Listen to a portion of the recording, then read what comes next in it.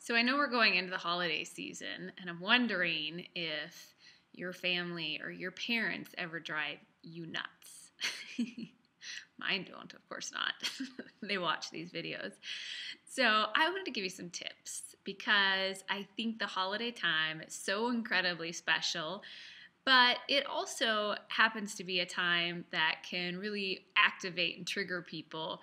And especially when our parents do something that has happened many times throughout our lives, and you're like, really? You're still saying things like that to me? Or something happens where you just get really irritated. And I've got a couple of tips for this. Number one, I believe that we all choose our parents. On some level, they are the perfect people to help us be who we are. And I know I wouldn't be who I am without my parents. So if you think of the positive traits about your parents, you can usually say, oh, I have those too. And if you look at their negative traits, you can see where it's actually inspired you and served you in a certain way.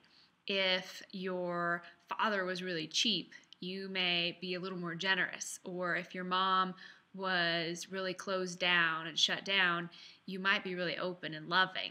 And that's not an example of my parents, just so you know. They have their own faults.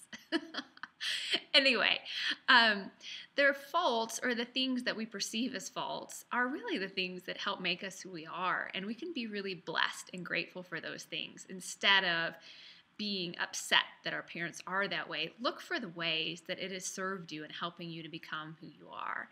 And then just remember that, if someday they weren't there, those are the little things that you'd miss. I remember my grandmother used to always drive my mother crazy because she would drive all funny and she would be persnickety, and now that my grandmother's gone, that's kind of the very thing that we miss about her, was being able to kind of tease her about being that way. And so just be gentle and remember you wouldn't be who you are without your parents, and embrace the holiday season and be grateful for everything that has helped make you who you are. So I hope this was helpful. I wish you a very happy holiday season. Have a great day.